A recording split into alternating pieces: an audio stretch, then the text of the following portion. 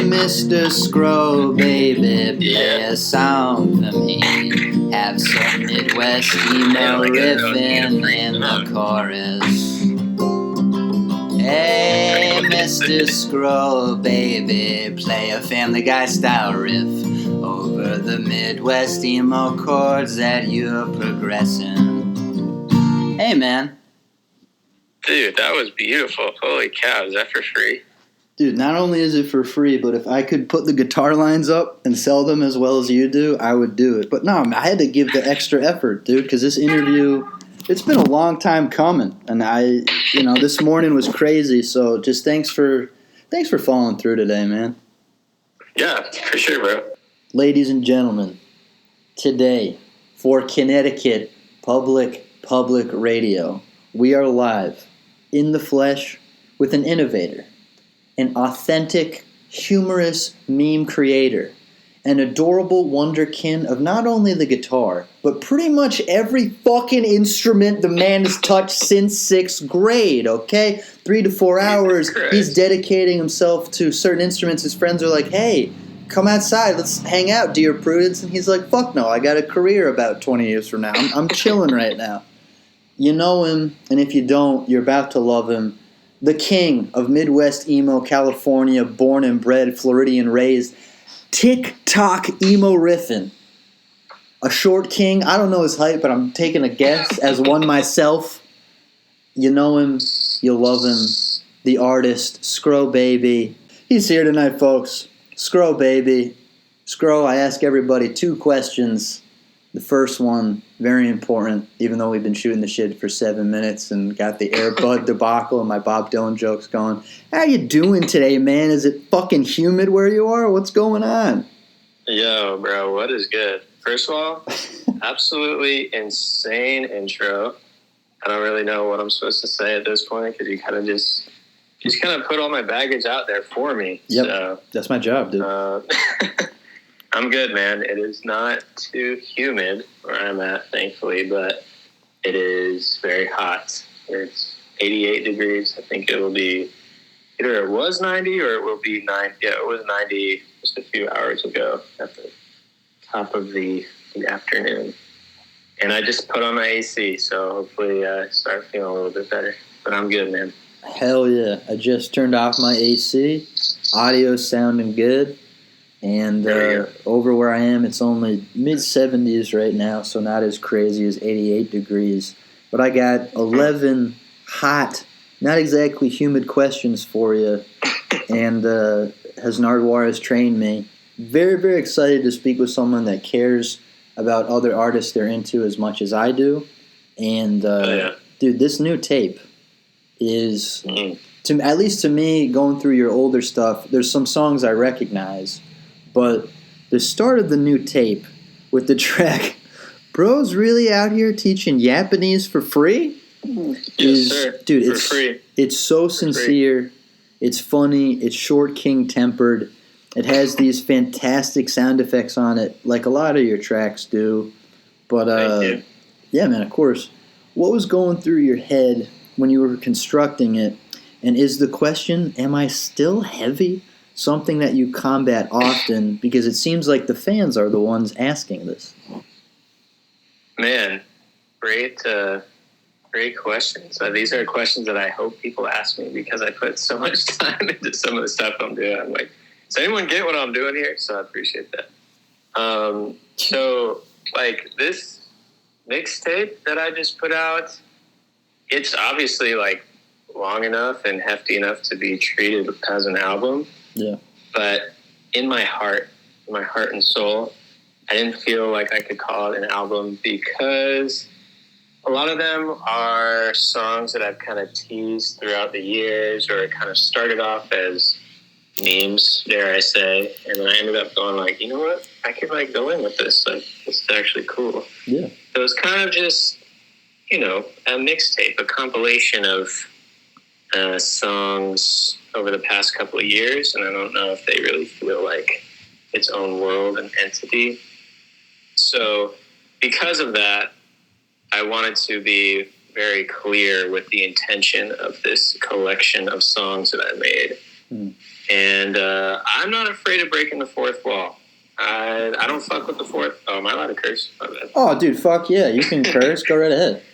Yeah. I don't. No, I'm not going to curse just because I feel weird now. I don't mess with the fourth wall. Okay. I don't mess with the fourth wall.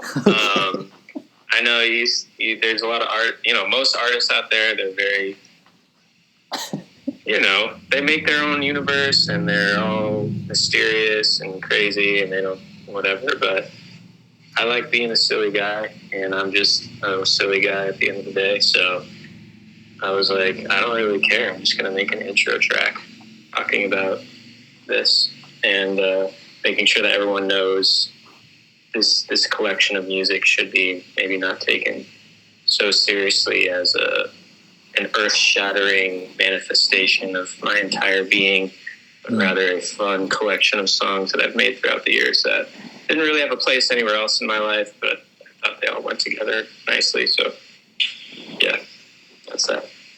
Yeah, man, that love tape, it flows really, really well. And then I'm glad that you talked about kind of riffing on former ideas because I think it was maybe a year and a half ago when I was going through your stuff, I found Teeth Don't Match the Bite. And when I was listening to it for the first time, I think it was 2 days ago or yesterday, I was like, shit, this sounds familiar. And then learning Teeth Don't Match the Bite, it's one of the 11 songs on the tape, and you have such an excellent ability to name the titles of your songs, and they have this, at least to me, like under the Cork Tree era Fall Out Boy type of stuff. Yeah, definitely. And, yeah, dude, like, how much effort goes into the titles of your songs, and why did you choose this song to start the tape after the intro? Because I love the emo, the Sonic Hedgehog mood that it always has. Yeah. Oh, yeah. Sorry, wait, was there a question with that? My bad. No, I mean, honestly, yeah, how much effort goes into titles of your songs? And then why did you choose Teeth Don't Match the Bite to start the tape after the intro? Oh, where? How much effort goes into the titles? I usually do, just like the name of the chorus or something, but I've recently been trying to get in my middle school bag where I just, am just, again, being kind of a silly, wacky guy, and all the music that I loved had stupid names like, Fall Out Boy. I mean, other bands that did that were all like the MySpace band, Attack Attack, I Set My Friends on Fire, yeah, Asking Alexandria, and I mean, it's kind of funny because at this point, I don't really know the names of songs that I love, so it's almost like, who cares what you call them? Like, I'm going to listen to it anyways, and it's almost like another way of just expressing yourself just through the name of the song. And then, the name of a song is supposed to be the description, or the title to help people find it. If it's called, something silly, then it might be difficult to find it, but I'm kind of like, I don't know. If someone likes it, they're going to find it and listen to it. So, yeah. I don't know. It's just silly. It's just another way to be silly, basically. Cool. And then for keeping it silly, why Teeth Don't Match the Bite? Because that type of title, it's got a little bit of a serious stank to it, in my opinion. Yeah. Well, that song originally was... There was like this video of a cat meowing, and I turned that into a song. And the lyric that I ended up saying right before the drop was "Teeth Don't Match the Bite," and I was like, I don't know, that kind of fits. Like, the song is kind of talking about being, not even say it, trying to act like a hard ass, but you're not really.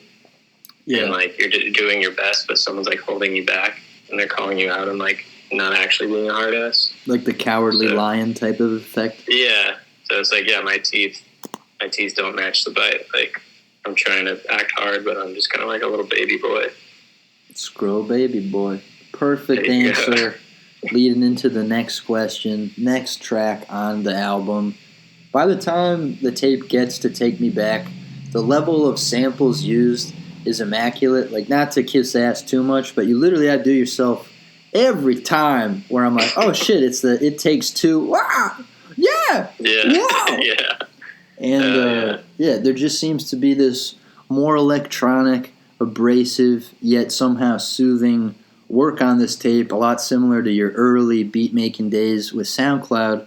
And then looking back on what you wanted to create before it actually materialized, how much of this heart tape sounds like the ideas you originally had in your head before recording? And to me, this tape is like a living, breathing, somewhat malfunctioning musical PlayStation that came to life to shred 6 strings. Is that what you had in mind? Dude, incredible description. Thank you, man. Thank you. I don't know. It's the way a lot of these songs were made. I didn't really have much foresight going into them. A lot of them started with a sample that I found online or like a weird sound. And I would usually start by just adding drums, and I had no foresight. My idea was like, I want to just make something as fast as I can and not really think about it. And put in drums. I would figure out what key I'm in. I would just lay down some guitar part that I thought sounded cool or was like technically difficult or looked interesting on video. And then I just went in on lyrics. I can't really say I started any of these with like I want it to be like this. There is a feeling of, for the past couple of years, I've really been wanting to lean into this like jungle drum and bass sound that I've kind of found, what I've found. So there is that. Like, I kind of always want to use like a little bit of like a drum break and, you know, keep the tempo nice and fast. For the most part, there's plenty of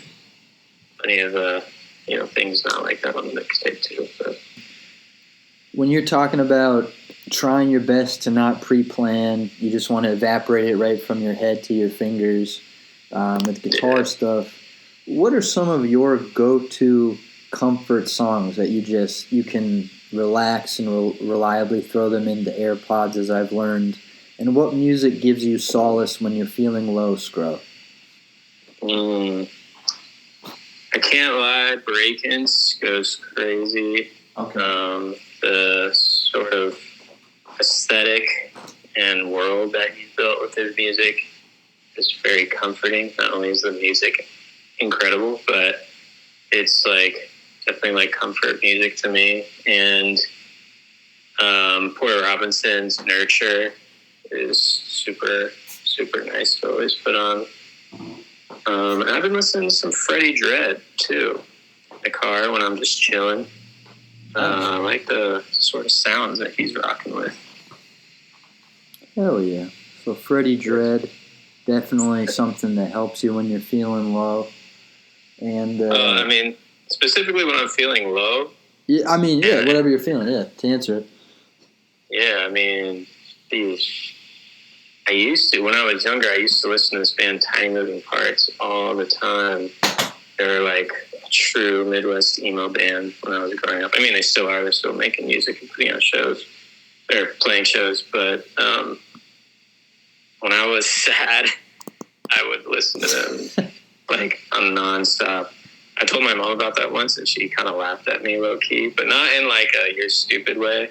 Yeah. It was just kind of funny to hear her son be like, I'm so sad, and I can't stop listening to this sad music. It just makes me more sad. And I chuckled. I was like, what? Why are you doing that? This is not what you should be doing. I was like, but it feels good. You know, you want to like lean into those feelings and like really actualize what's going on in your brain, I guess. Yeah, that's the number one thing I think that a lot of modern mainstream music is lacking, is the feeling, is the gut-wrenching emotion. And when it's there, it's same cut and paste chord formulas and formats, and it just seems like a bunch of people got together to make something that sounds popular, rather than the other end of this, some heartfelt sincerity that this guy's carried for over a decade, you know? Yeah, sometimes it feels like that, bro. I'm not gonna lie. Yeah, man. And then to talk about older influences, or to say your mom's input smiling when you were sad and voicing that is a nice segue into this for the people that don't know you but want to learn some of the Scro Baby lore. like this Nardwuar apprentice over here. How long have you been playing guitar for, and how did playing the cello in 6th grade influence your future Midwest Californian riffing soundscape? Damn, homie's going back in the lore. Oh, yeah. Damn, well, I started playing guitar. I bought my first guitar in 2008, or 2007, rather. Damn. So almost 20 years, like 17 years ago or something. God, that's actually bad. But I started playing guitar because my dad was really into like metal and thrash. So like Metallica, Pantera, like I grew up really liking them. Yeah. And my dad was a drummer too, not like a pro drummer, but he like grew up playing in local bands from what he tells me. And rock music was definitely just like a part of my life. So I started just playing guitar and then getting really into like shreddy, like wankery music. Paul Gilbert, Joe Satriani, Olympia, Sean, Bill Maya, Barnabas, like all these bands that, they were just like shredding and going crazy. And that was, I treated music as a sport growing up. Basically, it was more like, how good can you be? How fast, how technical, whatever. And, that definitely is not exactly where I'm at now, but that is how I am, who I am today. That was something to be proud of. When it comes to like the cello stuff, I would say, I guess I can say confidently I grew up as like a classical musician. Okay. Because of cello, and I was super invested in the culture of classical music. By the time I graduated high school, I was playing in like 3 or 4 different like orchestral ensembles, whether they were with school, whether there's something that I made. I had a little orchestra band called Orc Dorks, and it was me and like 4 other people, and we like did gigs at like weddings and bars, and we just played classical music. And really? Paid $5. Yeah. We were like really into it. Damn. One of the guys in the group, his dad owned like a public radio station, and we like played on the radio, like played a Vivaldi song on the radio live. And sorry, someone's calling me.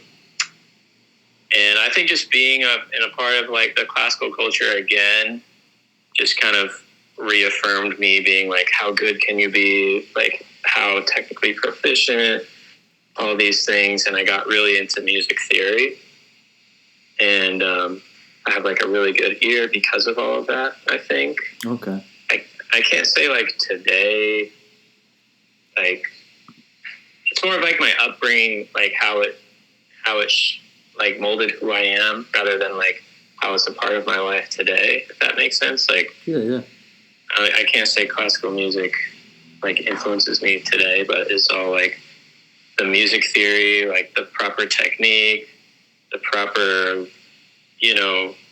all these traditionalist ideas, I guess, of what a proficient musician should be, kind of really made its way into how I thought of music, which I'm not saying is bad at all. I still love classical music, but that was just like a very more rigid way of thinking about music growing up that kind of led me to be as proficient as I am in so many instruments, and like caring about music theory on that level, I guess, if that makes sense.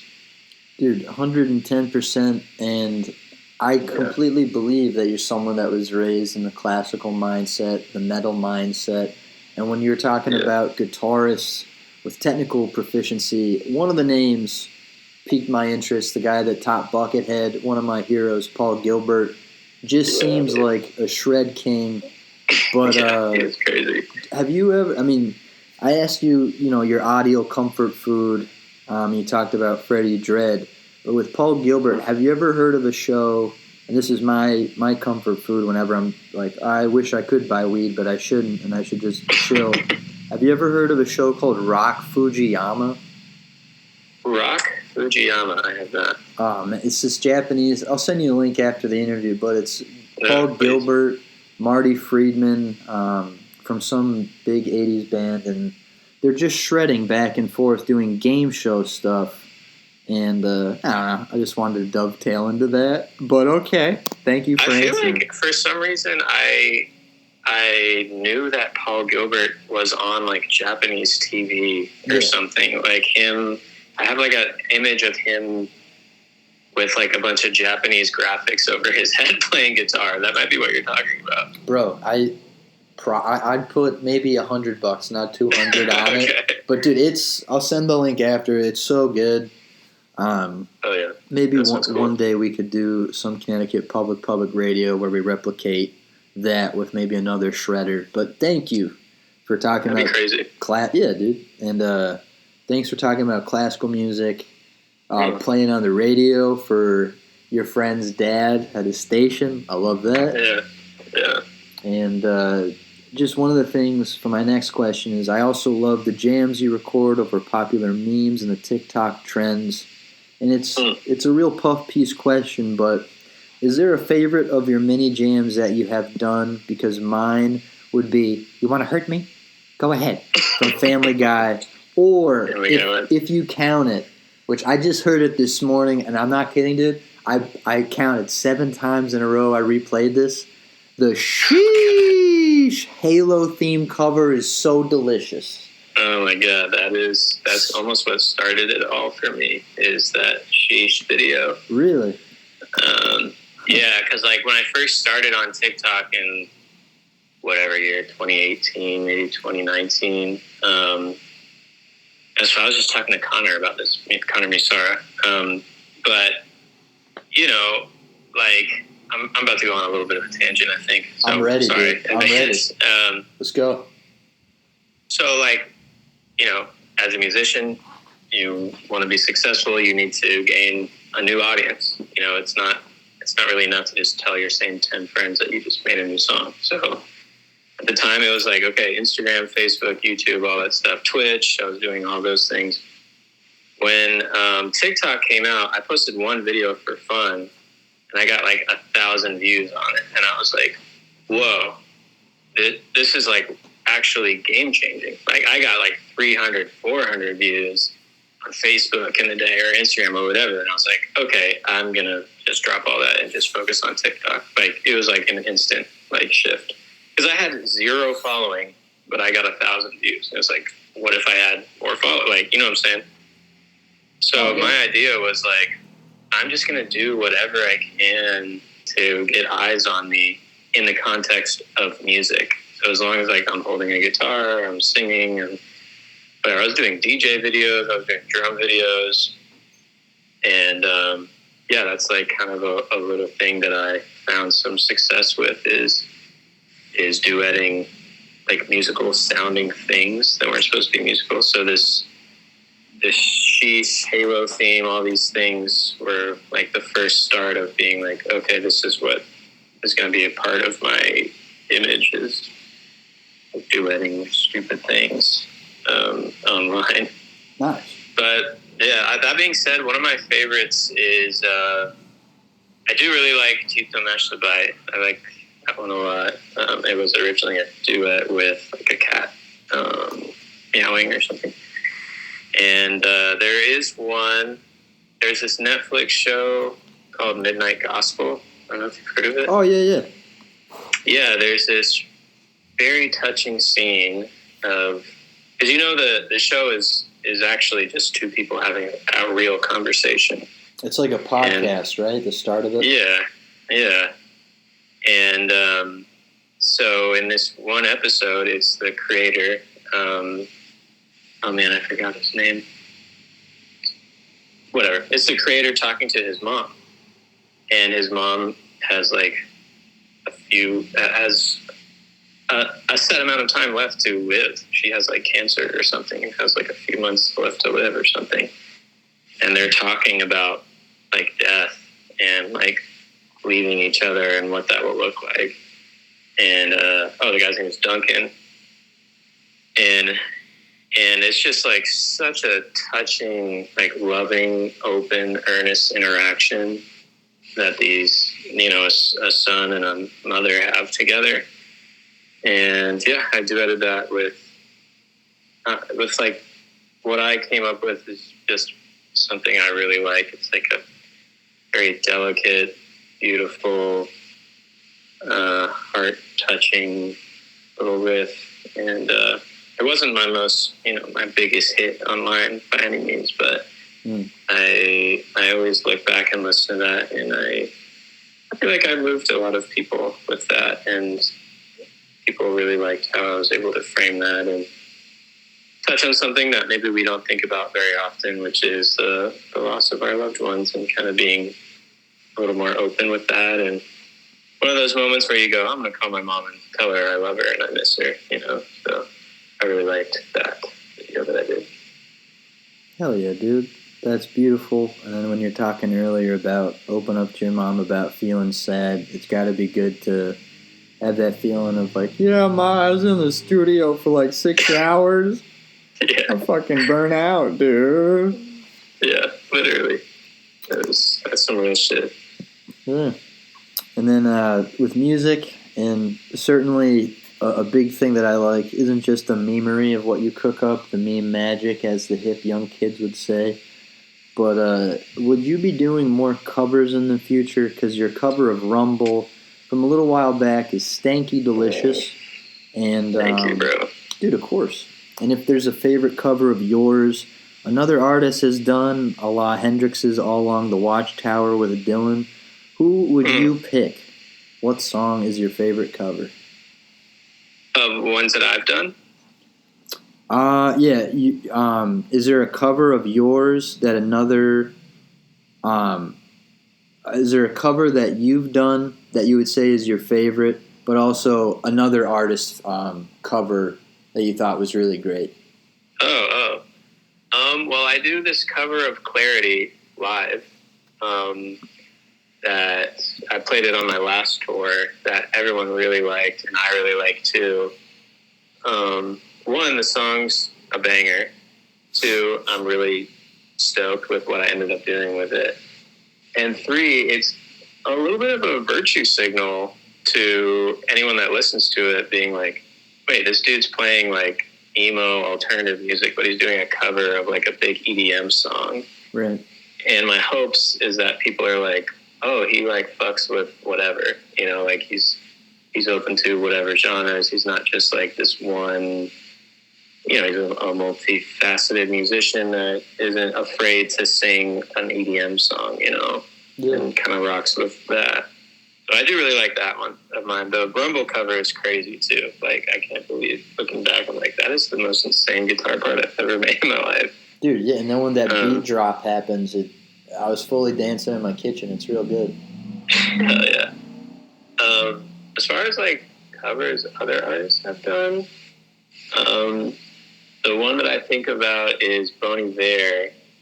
I feel like everyone who was a sad boy would be familiar with it, but he didn't release it on Spotify, but it's just like a YouTube cover. It's called Nick of Time, and it's a super sad song. The cover, I don't know the original song, but I do know that it's a cover, and that song definitely changed my life. Another sad boy song that you could go back to when you're sad and you want to be more sad. Damn. And it changed your life in the sense that the sadness is what attracted you? Yeah, I think so. I don't know why I'm so drawn to the deep, vulnerable honesty of feeling so melancholy and so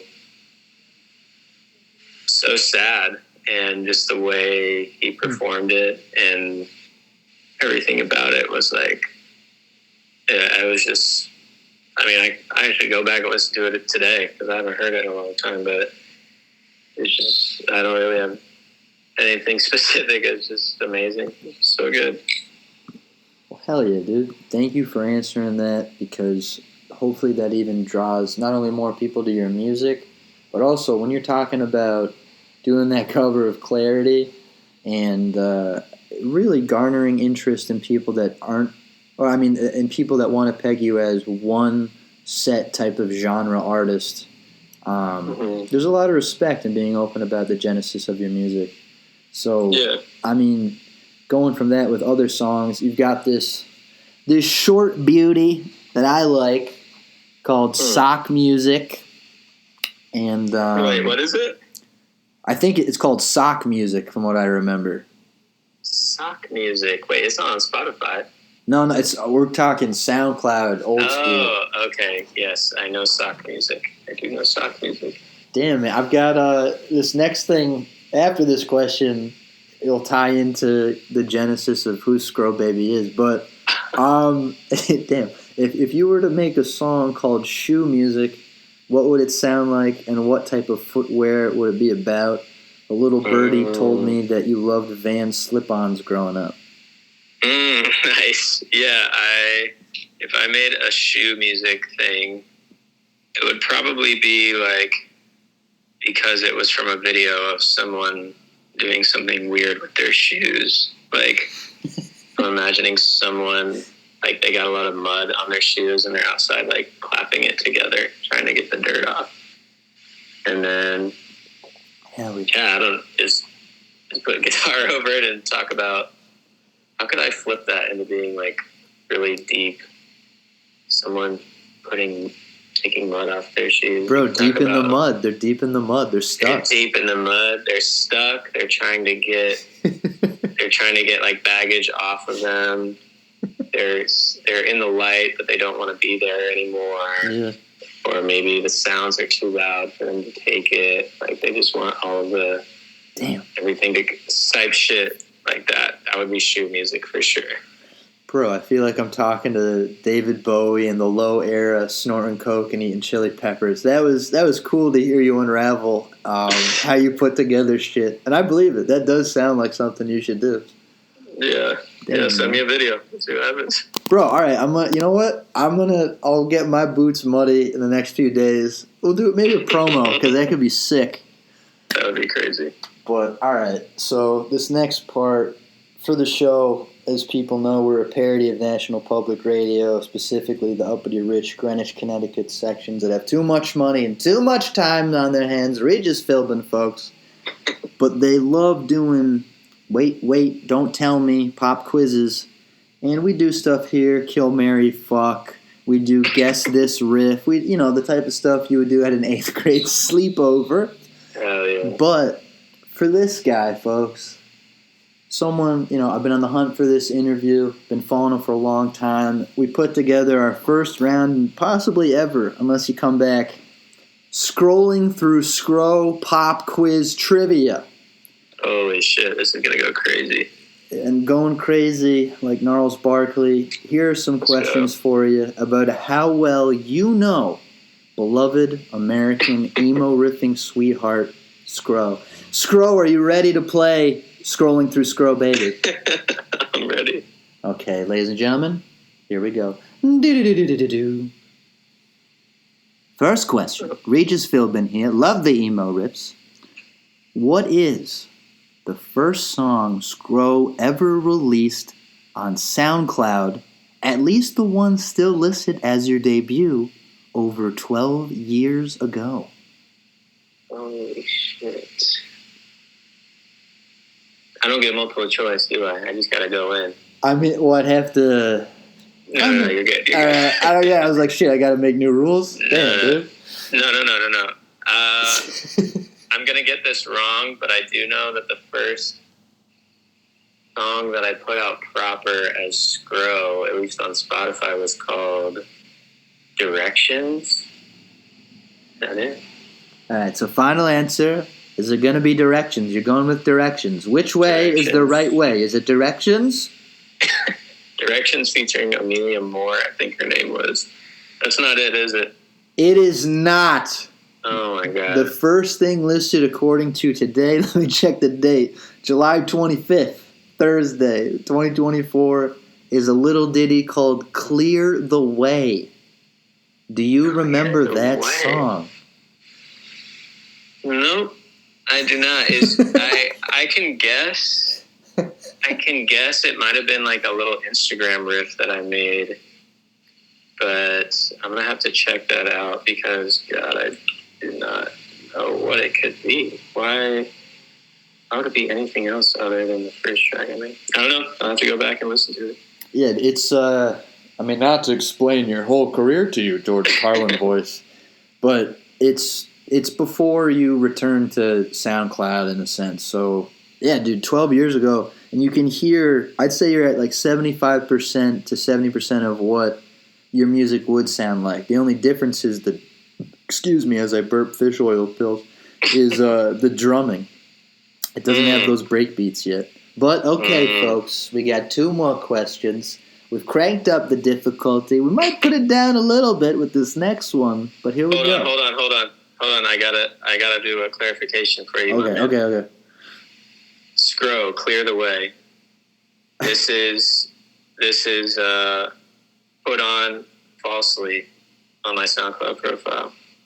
What do you mean? I have some lore for you. Oh, let me listen to it to make sure. Let's go. Okay. What do we got, dude? I am not the first Scro. This is crazy news. I am not the first Scro. This comes with a very sad story. Yeah, all right. Yeah. When I first started going by the name Scro, and I was doing music for like a year or two, I was like, oh wait, are there any other Scros? I did see there was another Scro online, and who was a DJ in New York. And I wanted to talk to this guy and find whatever. I saw he wasn't putting out music for the past couple of years.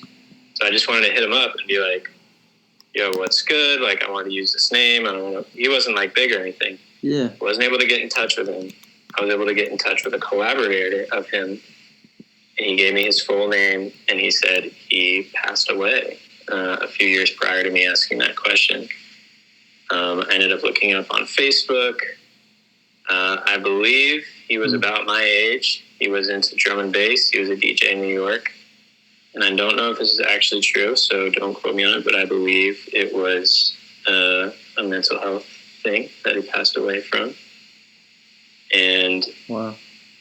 He, went under the name Scro, and because of that, a lot of our music in the beginning got meshed together, and there are some songs that are, to me, clearly not mine. Sometimes like on Apple Music, or I don't think it's on Spotify anymore, but it's actually the first Scro's music. So I will say this song on there, Scro, Clear the Way, this sort of liquid drum and bass song, or whatever it is actually not mine, and it's an automated upload that somehow came onto my account. Dude, holy and shit. That's that. That's crazy. That is crazy. I reached out to their family and tried to ask about all these things, and I didn't get any response. Obviously, I'm just a stranger on the internet. There's no reason for them to message me back, but that is the lore behind some random Scro artist projects you might be seeing around, including this one. Dude, that was like, I was like skimming through The Hobbit, and then midway through it just became Return of the King. That was crazy. Yeah. It's insane. I mean, so there's 2 Scros. So in a DC Comics sense, there was Jay Garrick, you're Barry Allen. Maybe there's Wally West out there, man. Maybe there's even more fucking flashy Scros. But dude, thank you for that. That was, thank you, because that was, I mean, you talk so much about being open and embracing the sadness or the pain of the audio and that mud skit that we're putting together with the Boots. Dude, you just went into the lore like a fuck. Dude, you got the question right. The question, you're 1 for 1 right now. Scrolling through Scro. Okay. Round 2. I can't even top that. Jesus Christ. Okay. So one of your earliest songs has a sick feature from all capital letters here, HDSN. What is the name of that song? It's a sick feature. With Hudson. I think it's called Scrovid-19. That is correct, folks. No final answer. Complete antithesis of the last question where we got 7 minutes of Stairway to Heaven lore. Yeah. Shot it down in 7 seconds like a king. Dude, how was it you just screwing around and you're like, COVID? Scrovid? Is that just how that happened? Well, so what you're mentioning right now is the project called Scro-fi, which is not actually on my, at least when it comes to Spotify, it's not on my proper Scro account. It's on my side Spotify, which is SSCCRROO, Scro. And I made a lo-fi mixtape during COVID, and I basically challenged myself to try and write one song every day, like a little lo-fi thing. And I figured, any other friends who wanted to, collaborate and make some music together, we would do it. So Hudson is he's a friend from Florida who actually lives in LA now as well, who plays guitar and was making some lo-fi music at the time. So we put that together, and just like any other instrumental song, you got to think of some stupid name for it. And this was during COVID, so COVID-19. I got a little bit of backlash for calling it that. Bro, I have an old ex-girlfriend of mine got mad at me for posting memes involving COVID, and looking back on stuff like that, it's gotten pretty crazy when you think about it. Yeah, it's tough when you're in the moment. You're like, is this actually that bad, or do they have a point? And at this point, people are making COVID memes. No one cares. But at the time, I was like, man, maybe this is insensitive. But as you can see, I didn't change the name, so I guess I didn't care that much. Dude, not only that, but the ultimate irony for me is one of those ex-girlfriends, she would have loved your music, but on top of it, like... Oh, really? Dude, your type of stuff is the music she would suggest to me, except the difference is I don't think you're very try-hard. I think a lot of bands in the genre are like... bear with me, because it's not American football here, and I love them to death. But I don't know why my life's crumbling at circumstances at Walmart. Like weird. Yeah, they're afraid to break the fourth wall. 400%. Yeah, and then I had just one little joke to riff on it. But do you think that the band Fall Out Boy was made in a Chinese lab at some point? Wait, what? What does this mean? Well, I'm trying to tie it into the genesis of Fall Out Boy with Radioactive Man from The Simpsons. And then, was COVID made in a lab in Wuhan in 2020? I see the stretch. Yeah. Dude. Yes, I do think so, to answer your question. Okay. We're getting politically unbalanced here. We got to reel it in. But you're talking about your friend Hudson, fellow Floridian homie and native. This last question, going through a bunch of older interviews and media that you've done, you give your all, and that's one of the reasons. Not just because of your music, but I wanted to reach out because when an artist really cares about themselves, and as a TikToker Lip Gloss with 10 S's would say, you got to embrace the cringe for your authenticity. The last question. So of scrolling through Scro. When you were a member of Thug, what 3 words did you and your band use to describe their music genre? The clue I'll give you is that I think your father would definitely like the name of the genre after hearing about it. Okay. I know I definitely use the word experimental often. I definitely use the word prog and instrumental and tech. So,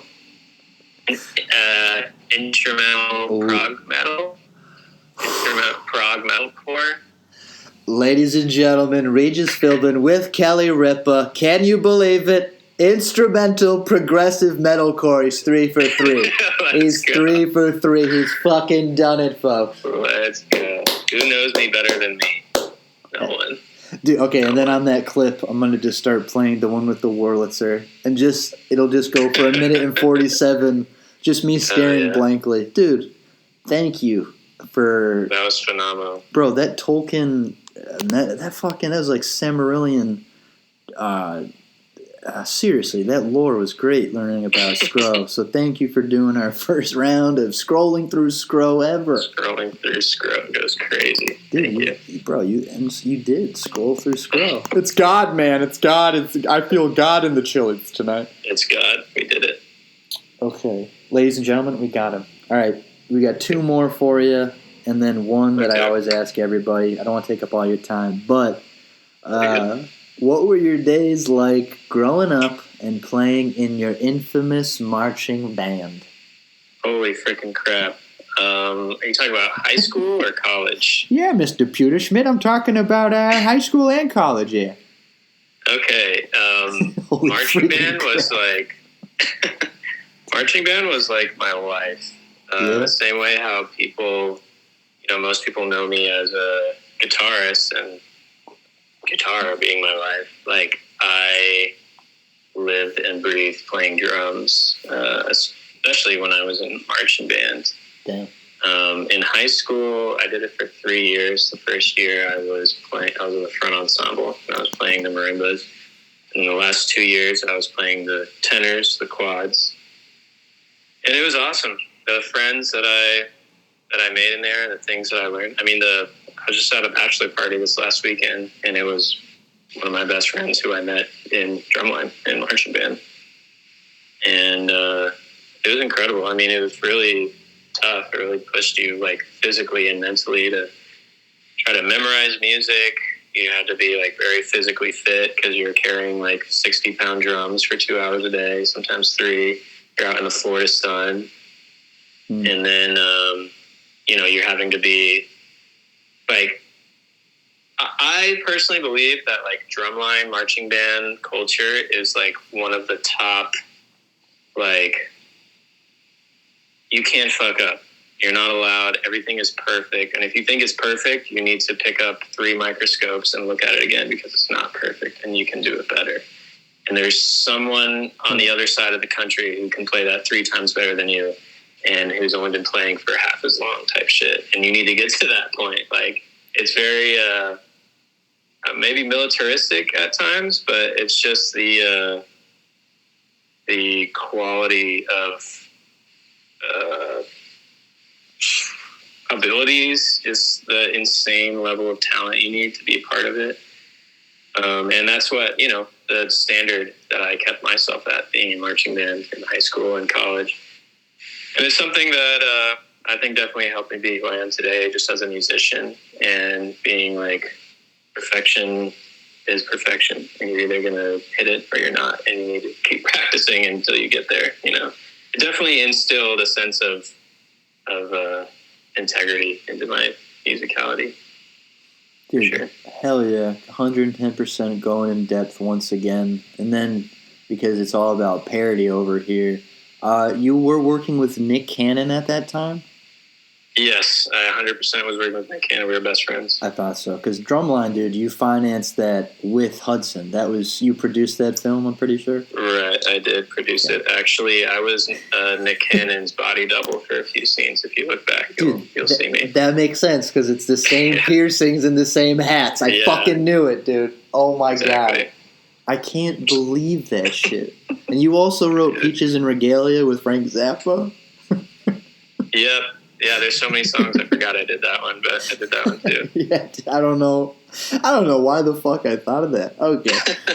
2 more questions, and this one's pretty easy, but because, I don't know, I wanted to end on something that when I listen to your music, man, I would love to hear kind of what your friends were like growing up. I get this very, not to say Dazed and Confused the movie, but 16, 17-year-olds hanging around the campfire.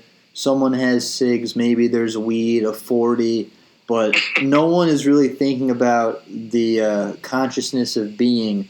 There's this certain amount of on-your-sleeve sincerity that's worn through every song, and those who know your music, man, they adore it.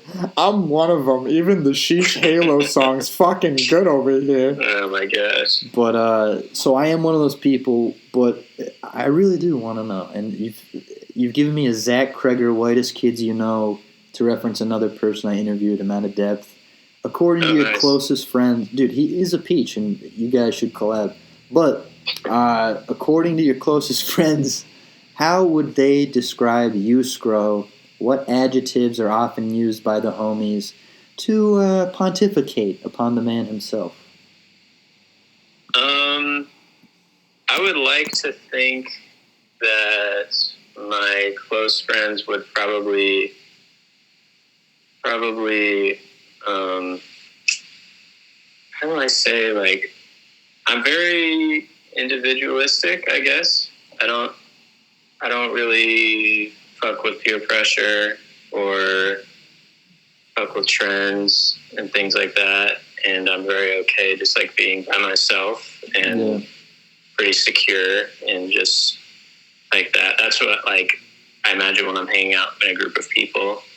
I always kind of feel like I'm always being maybe a little bit too much, not too much, but I really like absurdity and absurd humor. Yeah. And I think that comes with the territory of just kind of being your own person outside of the group. Yeah.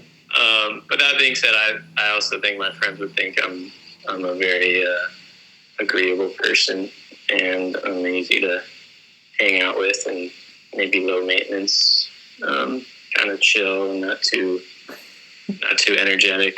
I know a lot of my friends say I mumble too much. Oh, dude, same. I'm like Bob Dylan on Percocet in 65. Yeah, it's me. Yeah. It's actually bad because the reason for me that I mumble so much is because I just assume that what I'm saying doesn't matter, isn't important, and that's saying something about my being, like as a person. And if I'm mumbling, it's like, oh, right now in this moment, I feel like I don't matter, so I'm just not really going to care about what I'm saying. But obviously, my friends care about me and what I'm saying, so I should speak up. Dude, yeah, but as someone that, like, when I was in elementary school, had speech therapy and I had so much energy, they would put rice bags on my hands to be like, shut the fuck up and sit down. Wait, actually? That's dude, crazy. Oh, yeah, man. Oh, God. That really clicked. Just lately, speaking with my grandparents, they've noticed that my voice has become a lot more confident, and there's a lot more, to use my grandma's word, strength instead of my little mumbly voice where they're like, can you speak up? And I do. That's awesome, dude. Dude, but yeah, what you just said is, it's a fear of, or at least a, not to say self-confidence issue, but the belief that why would anyone listen to me because it's just me speaking. And then, I mean, yeah, dude, I'm on a good path. I think you're doing great too, but thank you once again, because now I just have one last question.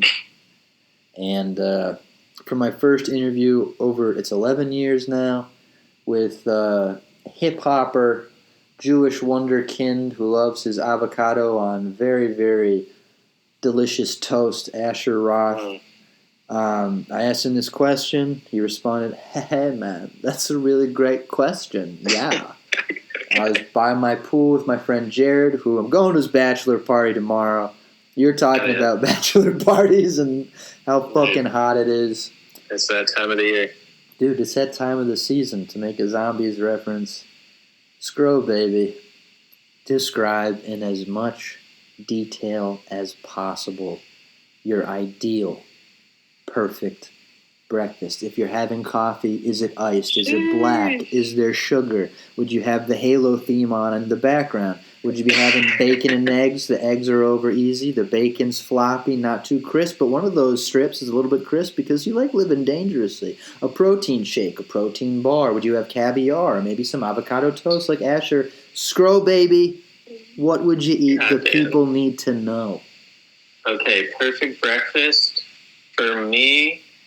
So I am vegetarian, so there's not going to be any meat in it for me personally. Hell yeah, okay. I have a huge sweet tooth. I have a little side note. I have a side Instagram page where I rate chocolate. So what? I'm trying to find that. Yeah. Okay, what's the handle? It's Chocolate Time with Scro. And for all the big the Scro heads out there, I go to shows and people will be like, "Yo, I'm giving you this chocolate. I want you to review it on your page." Oh, fuck yeah, dude. I didn't know that. That's awesome. I have never publicly talked about it. I think it's a funny thing just to have on the side, and then people to find out and be like, "What the fuck is he doing?" Dude, yeah.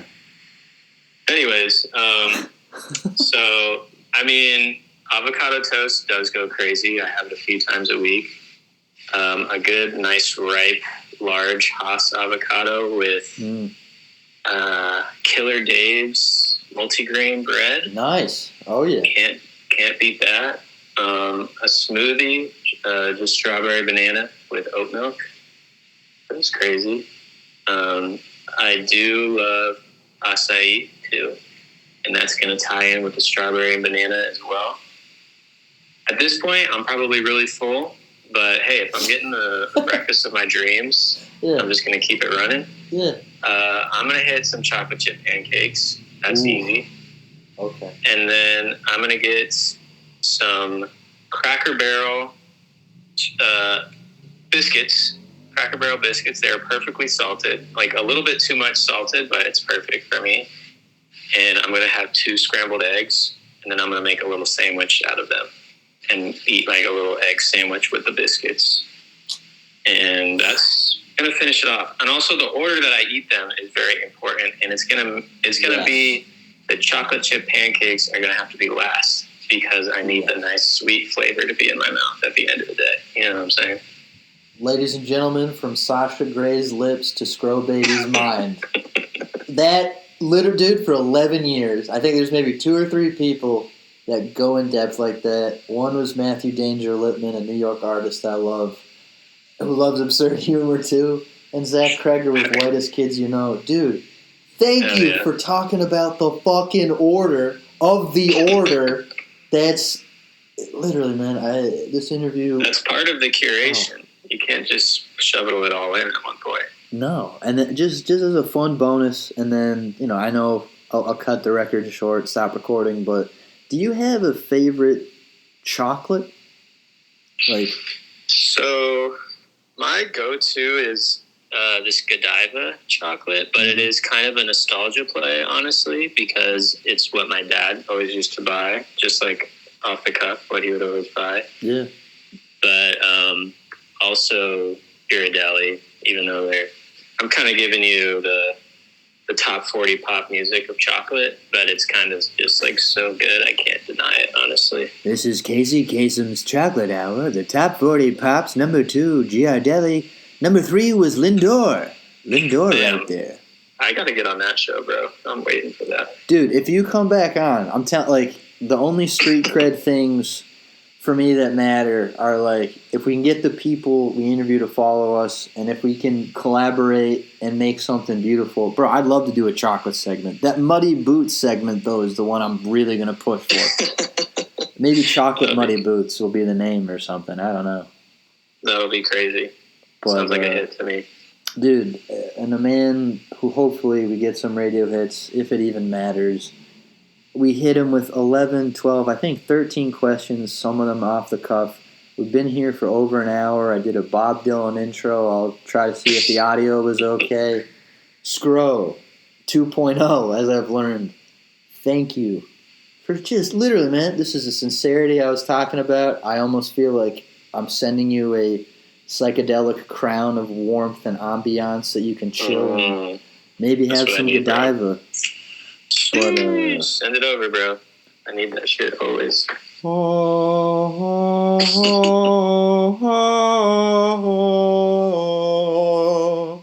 Literally me, bro. Literally me. Dude, thank you. I hope you have a great night. And, yeah, man, just thanks for doing this. This ruled. This is awesome. This exceeded expectations somehow. I can't believe it. Phenomenal. I'm glad I could do that, my man. Alexa, play the one with the Wurlitzer by American The Football. One with the Wurlitzer by American Football on Amazon Music. Jesus. See the shit I have to live with?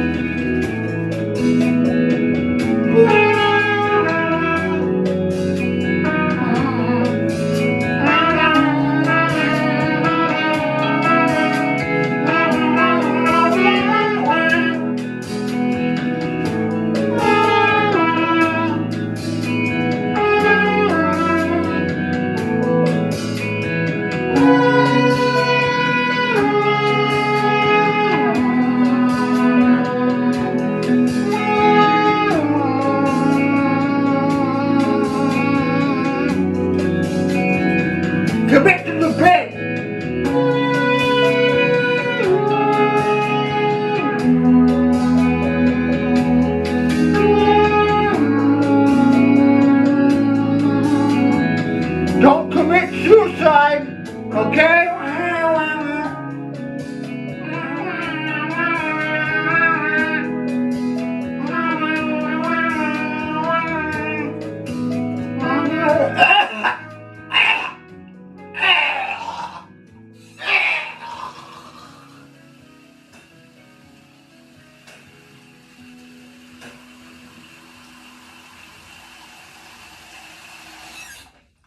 Alexa, will I ever find love? I'm not quite sure how to help you with that.